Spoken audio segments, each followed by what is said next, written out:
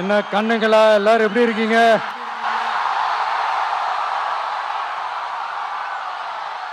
சாப்பிட்டீங்களா எல்லாரும்? சாரி, கொஞ்சம் லேட் ஆயிடுச்சு. என் நெஞ்சில் குடியிருக்கும் உங்கள் அனைவருக்கும் நம்ம நாமக்கல் மாவட்டம் இந்த லாரி பாடி கட்டுற தொழிலிருந்து இன்னும் நிறைய தொழில்கள் செய்யற ஊரும் நம்ம நாமக்கல் ஊர் தான். அது மட்டும் இல்ல, நாமக்கல் மாவட்டத்தோட இந்த முட்டை உலகமும் கூட ரொம்ப ஃபேமஸ். எக் சிட்டின்னு கூட கூப்பிடுவாங்க. அது மாதிரி தமிழ்நாட்டு மக்களுக்கு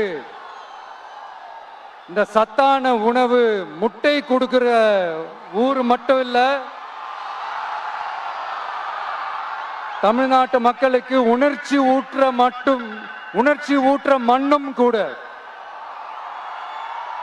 இதை நான் ஏன் சொல்றேன்னா, ரெண்டு வரிகள் சொன்னா உங்களுக்கு ஈஸியா கனெக்ட் ஆகும்.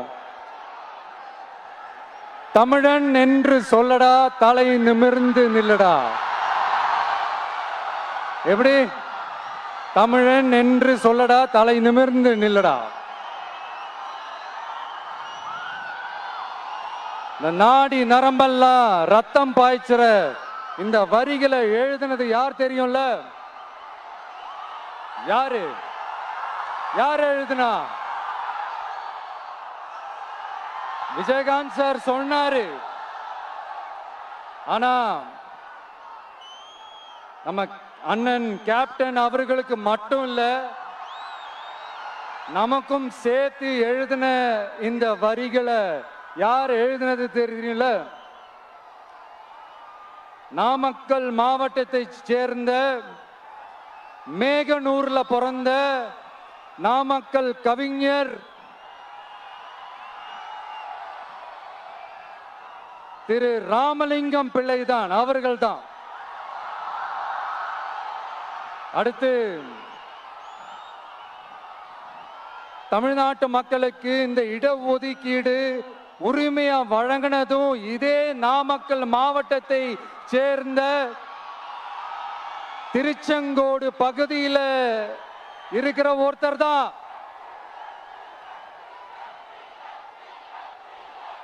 நம்ம சென்னை மாகாணத்தோட முதலமைச்சரா இருந்த சுப்பராயன் அவர்கள். அவர்தான் அந்த மாபெரும் மனிதர். மக்களுக்கு இடஒதுக்கீடு உரிமைய வழங்கினதுல இவருக்கு மிகப்பெரிய ஒரு பங்கு ஒன்று இருக்கு. அதுதான் இந்த கம்யூனல் GO 1071 அதை கொண்டு வந்து பட்டியலின மக்களுக்கும் பிற்படுத்தப்பட்ட மக்களுக்கும் இத வழங்கினார். அதனாலதான் அவரு முதலமைச்சரா பதவியேற்றதுக்கு அப்புறம் முதல் தமிழர் அப்படின்ற அந்த பெருமையோட சொன்னது மட்டும் இல்லாம, இதே நாமக்கல்ல அவருக்காக ஒரு மணிமண்டபம் கட்டுவோம்னு வாக்குறுதி நம்பர் 456 கொடுத்தது யாரு?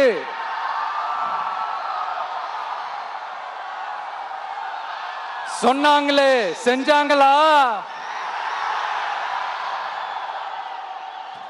அதாவது ஒரு படத்துல நம்ம வடிவேல் சார் இந்த எம்டி பாக்கெட்டை எடுத்து இப்படி காட்டுவார் தெரியுமா?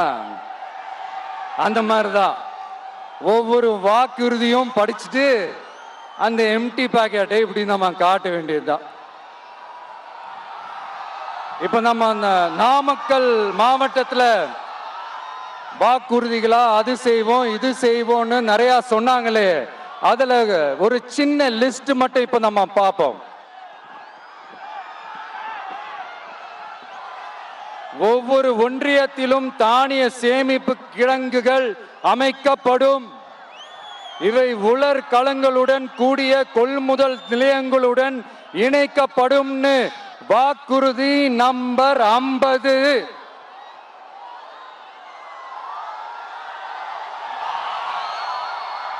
கொப்பரை தேங்காயை தமிழக அரசே கொள்முதல் செய்யும். அதிலிருந்து தேங்காய் எண்ணெயை உற்பத்தி செய்து நியாய விலை கடைகள் மூலம் விற்பனை செய்ய நடவடிக்கை எடுக்கப்படும். வாக்குறுதி நம்பர் 66. நியாய விலை கடைகளில் நாட்டு சர்க்கரை, வெல்லம் ஆகியவற்றை விநியோகம் செய்ய நடவடிக்கை எடுக்கப்படும். வாக்குறுதி நம்பர் 68. அரசு ஊழியர்கள் மற்றும் ஆசிரியர்களுக்கு மட்டும் இல்ல, போக்குவரத்து ஊழியர்களுக்கும் பழைய ஓய்வூதிய திட்டம் செயல்படுத்தப்படும். வாக்குறுதி நம்பர் 152. இதெல்லாம் சொன்னாங்களே, செஞ்சாங்களா? இப்ப நம்ம நாமக்கல் மாவட்டத்துக்கு வருவோம். ஒரு நாளைக்கு 5 கோடி முட்டைகள் உற்பத்தி செய்யப்பட்டு உலகம் முழுவதும் ஏற்றுமதி ஆகிற இந்த நாமக்கல் மாவட்டத்தில் அந்த முட்டைகள் வீணாகாம பாதுகாப்பா வைக்க முட்டை சேமிப்பு கிடங்குகள் அமைக்கணும். அந்த கோரிக்கையும் பாக்டீரியா மற்றும் வைரலாஜிக்கல் பரிசோதனையை மேற்கொள்ள ஆராய்ச்சி மையம் அமைக்கணும்ன்ற கோரிக்கையும் பல ஆண்டுகளா இருக்கு. ஆனா அதை இதுவரைக்கும் ஆண்ட கட்சிகளும் சரி, இப்ப ஆளும் கட்சிகளும் சரி, அதை பத்தி கொஞ்சம் கூட யோசிக்கவே இல்லை. அப்புறம் திமுக எம்எல்ஏவுக்கு சொந்தமான ஒரு மருத்துவ கல்லூரியில் நடைபெற்ற கிட்னி திருட்டு, அதுதான் நாடறிஞ்ச விஷயமாச்சு. அதை நான் திருச்சியிலே பேசியிருந்தேன். ஆனா அதுல நம்ம நாமக்கலை சேர்ந்தவங்க தான் அதிகமா பாதிக்கப்பட்டிருக்கிறதா சொல்றாங்க. அதிலும் குறிப்பா விசைத்தறியில் பணிபுரியும் ஏழை பெண்களை குறிவைத்து அந்த கிட்னி திருட்டு நடந்திருக்குன்னு சொல்றாங்க. இதுல ஈடுபட்டவங்கள யாரா இருந்தாலும் நம்ம ஆட்சி அமைஞ்சதும் கடுமையாக தண்டிக்கப்படுவார்கள். இந்த கிட்னி திருட்டுக்கு ஆரம்பம் எங்க இருக்குன்னு பாத்தீங்கன்னா கந்துவட்டி கொடுமையில இருக்கு. அதாவது விசைத்தறி தொழிலாளர்களோட வாழ்க்கை தரத்தையும் பொருளாதாரத்தையும் இந்த ஏமாற்று மாடல் திமுக அரசு மேம்படுத்தாத காரணத்தால அவங்க கிட்னி விற்கிற அளவுக்கு தள்ளப்பட்டிருக்கிறாங்க. இது எவ்வளவு பெரிய ஒரு கொடுமை! விசை தொழிலாளர்களோட வாழ்க்கை தரத்தையும் பொருளாதாரத்தையும் மேம்படுத்த தேவையான தீர்வுகளை யோசிச்சு உறுதியா எங்க தேர்தல் அறிக்கையில சொல்வோம். நான் இந்த சுற்றுப்பயணத்துல எல்லா ஊருக்கும் போகும்போது ஒரே விஷயத்தை தான் மக்கள் ரிப்பீட்டடா நம்ம கிட்ட சொல்றாங்க. அடிப்படை சாலை வசதி, குடிக்க நல்ல குடிநீர், ஒரு நல்ல மருத்துவ வசதி இல்ல, நல்ல டாக்டர்ஸ் இல்ல, பெண்கள் பாதுகாப்பு. இதத்தான் அவங்க கேட்கிற இந்த அடிப்படை விஷயங்கள். அவங்க பெருசா எதுவுமே கேட்கறது இல்ல. என்னப்பா இந்த விஜய் எங்க போனாலும் கேள்வியா கேட்கிறாரு, இவர் வந்தா என்ன செய்வாருன்னு கேட்டதுக்கு 2 இடத்துல அதுக்கான விளக்கத்தை ஒண்ணு சொன்னோம். கல்வி, ரேஷன், மருத்துவம், குடிநீர், அடிப்படை சாலை வசதி, மின்சாரம், போக்குவரத்து, பெண்கள் பாதுகாப்பு, சட்டம் ஒழுங்குன்னு இந்த மாதிரி அடிப்படை விஷயங்கள்ல எந்த சமரசமும் இல்லாம கரெக்டா செய்யப்படும்னு சொன்னோம். இதைத்தானே எல்லாரும் சொன்னாங்க, அதே தான் இவரும் சொல்றாரு. இவர் என்ன புதுசா என்ன சொல்லிட்டாரு? புதுசா எதுவுமே சொல்லலையே. ஐயா, அரசியல் மேதைகளே, பெரியவங்களே, ஒரு மனுஷனுக்கு சாப்பிடறதுக்கு நல்ல சோறு, படிக்கிறதுக்கு நல்ல கல்வி, குடிக்கிறதுக்கு நல்ல குடிநீர், அவனை பார்த்துக்கிறதுக்கு நல்ல மருத்துவ வசதி, வேணுங்கிற இடத்துக்கு போயிட்டு வர்றதுக்கு நல்ல போக்குவரத்து, அதுக்கான சாலை வசதி, பாதுகாப்பான ஒரு வாழ்க்கை, இதுதானே ஒரு மனுஷனுக்கு அடிப்படை தேவை. இன்னைக்கும் இது நம்ம எல்லாருக்கும் இது தேவைதானே.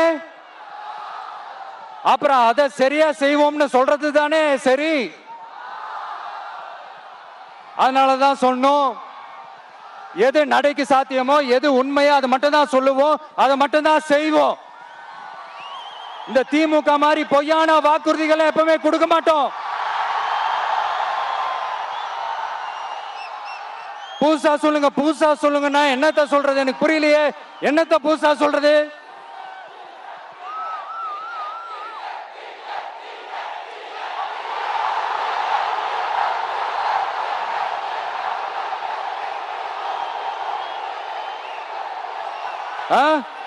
புதுசா என்னப்பா சொல்றது? செவ்வாய் கிரகத்துல ஐடி கம்பெனி கட்டப்படும், காத்துல கல்வீடு கட்டப்படும், அமெரிக்காவுக்கு ஒத்தடி பாதை போதப்படும், வீட்டுக்குள்ளே ஏரோப்ளேன் ஓட்டப்படும். இந்த மாதிரி அடிச்சு விடுவோமா? நம்ம சிஎம் அவர்கள் அடிச்சு விடுவாரு, அந்த மாதிரி அடிச்சு விடுவோமா?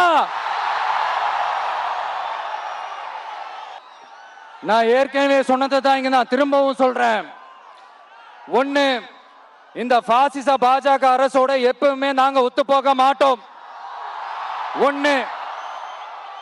ரெண்டாவது, இந்த திமுக அரசு மாதிரி அண்டர் கிரவுண்ட் டீலிங் மறைமுக உறவுக்காரர்களா இந்த பாஜகவோட எப்பவுமே நாம இருக்க மாட்டோம். ரெண்டு.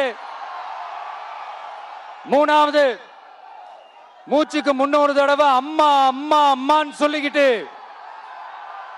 ஜெயலலிதா மேடம் சொன்ன அந்த விஷயத்தை டோட்டலா மறந்துட்டு ஒரு பொருந்தா கூட்டணியா ஒரு கூட்டணியை ஒண்ணு அமைச்சுக்கிட்டு கேட்டா தமிழ்நாட்டோட நலனுக்காக இந்த பாஜகவோட கூட்டணி வச்சிருக்கோம்னு சொல்லிக்கிறாங்களே, அவங்கள மாதிரியே நாம இருக்க மாட்டோம். இல்ல, நான் தெரியாம தான் கேக்குறேன். இந்த பாஜக அரசு தமிழ்நாட்டுக்கு என்ன செஞ்சிட்டாங்க? நீட்டை ஒழிச்சிட்டாங்களா? கல்விக்கு தேவையான அந்த நிதியை முழுசா கொடுத்துட்டாங்களா? இல்ல தமிழ்நாட்டுக்கு தேவையான எல்லா விஷயங்களையும் தான் சரியா செஞ்சிட்டாங்களா? அப்புறம் எதுக்காக இந்த சந்தர்ப்பவாத கூட்டணின்னு நான் கேட்கல. புரட்சி தலைவர் எம்ஜிஆர் அவர்களோட உண்மையான தொண்டர்கள் அவங்க கேக்குறாங்க. சரிப்பா, அவங்க கூட்டு பொரியல் அப்பளம்னு எதையாவது கிண்டிக்கிட்டோம், நமக்கு எதுக்கு? மக்களே, இன்னொரு முக்கியமான விஷயம், இத கவனமா கேளுங்க.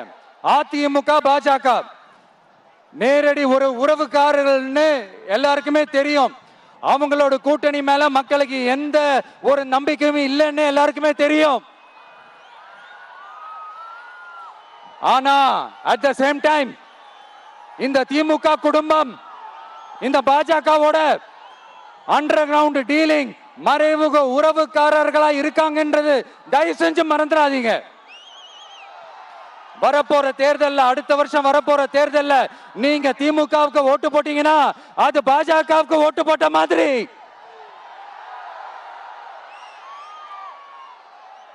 வெளியில அடிச்சுக்கிற மாதிரி அடிச்சுப்பாங்க, ஆனா உள்ளுக்குள்ள வேணாம். மக்களே, ஜாக்கிரதை, யோசிங்க. அதனாலதான் மறுபடியும் சொல்றேன், திரும்பவும் சொல்றேன், 2026ல ஒண்ணு இன்னொன்னு, ஒண்ணு இன்னொன்னு.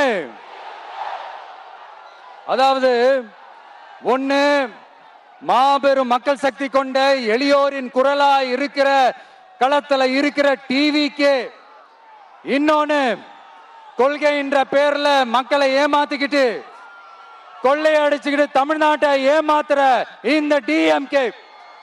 இந்த ரெண்டு பேருக்கு நடுவுல தான் இப்படி ஒரு மோசமான ஒரு ஆட்சியை கொடுக்கறாங்களே. இந்த திமுக அரசு மறுபடியும் ஆட்சிக்கு வரணுமா? உங்க உண்மையான மக்களாட்சி, மனசாட்சி உள்ள மக்களாட்சி, உங்க நம்ம டிவிக்கு மறுபடியும் ஆட்சி அமைக்கணுமா? சாரி, இப்ப ஆட்சி அமைக்கணுமான்னு கேட்டேன். சாரி.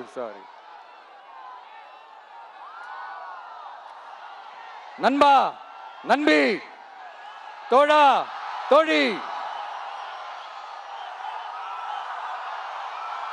என் மேல இவ்வளவு நம்பிக்கை வச்சிருக்கிறீங்களா? என்ன இவ்வளவு நம்புறீங்களா? பார்த்தலாம், ஒரு கை பார்த்தலாம். சத்தியமா சொல்றேன், நானும் ஒரு 2-3 வாரத்துக்கு முன்னாடி என்னமோ ஏதோ நினைச்சேன். பார்த்தலாம், சத்தியமா பார்த்தலாம். கான்பிடண்டா இருங்க மக்களே, நல்லதே நடக்கும், வெற்றி நிச்சயம். மீண்டும் சந்திக்கும் வரை நன்றி, வணக்கம். ஆரம்பத்தில் பேசும்போது எனக்கும் அந்த மைக்குக்கும் ஒரு மாதிரி ரொம்ப டிஃபரன்ஸா கேட்டுட்டு இருந்தது. அதனாலதான் கொஞ்சம்